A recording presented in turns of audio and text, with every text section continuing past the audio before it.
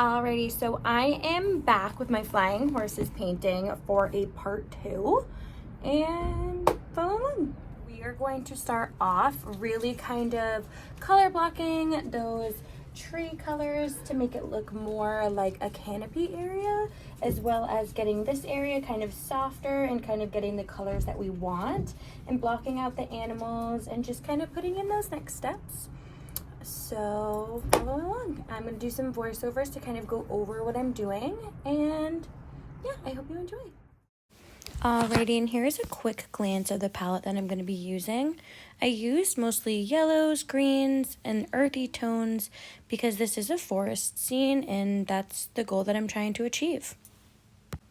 I don't often paint realistic images like this, and when I do, I usually opt to use oil paints versus acrylic paint. And there are quite a few reasons for this. One of the most important reasons I enjoy using oils is the dry time.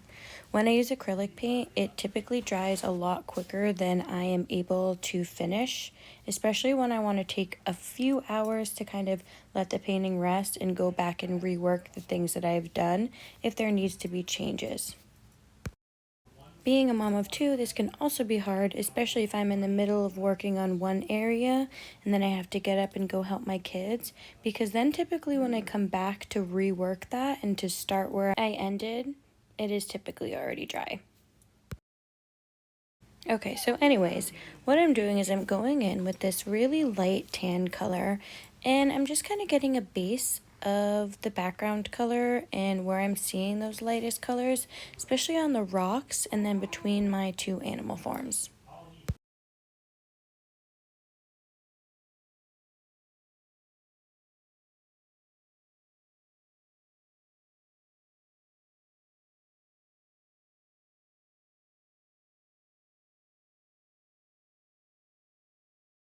I'm going to use this to casually cover over those trees and be able to kind of create like a fog cast and make it appear like those trees are in the background versus the foreground.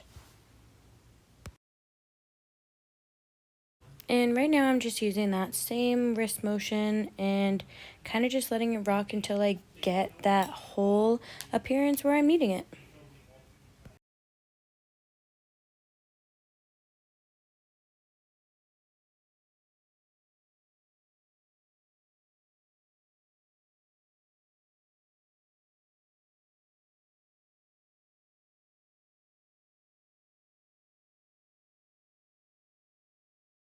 Another bit of detail I'm adding here is with some yellow paint, and I'm pulling that paint from the top down towards the bottom of the trees just to kind of give an appearance like that is where the sunlight is coming from.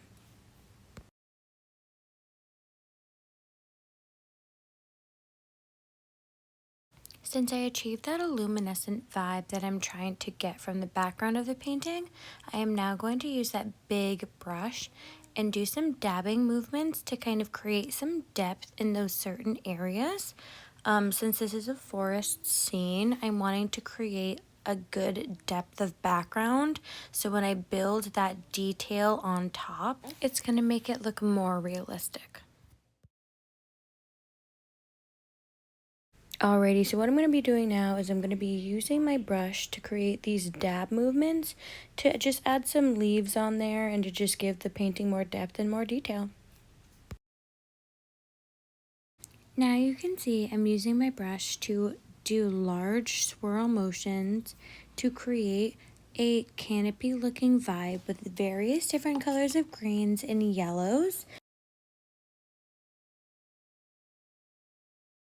And after I get that basic canopy shape, I'm going to go in with my white to kind of cover that up a little bit to enhance that halo effect that I was trying to achieve earlier. Now what I'm doing is I'm taking that big makeup brush and I'm dabbing it into different colored greens and browns, and I'm dabbing it all over those places where it would be very leafy, so like the ground or right under the trees. This is going to give a lot of definition, and the fact that I'm using various different colors of greens, browns is going to really enhance this. As you can see, I'm also going up to the tops of the trees and giving that more definition. Another thing too is I'm also kind of going into those tree stump shapes and I'm giving those a little bit more definition. After adding a little bit of detail on top of them, they kind of got lost in the picture, so I needed to reassume them into the painting.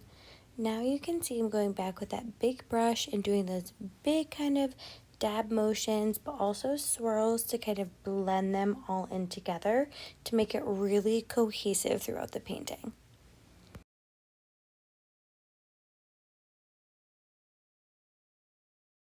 After I've done a lot of this work to the background, I'm feeling like I'm in a good place to kind of pause, reevaluate the painting before I add in our characters and the rock and the ring towards the bottom.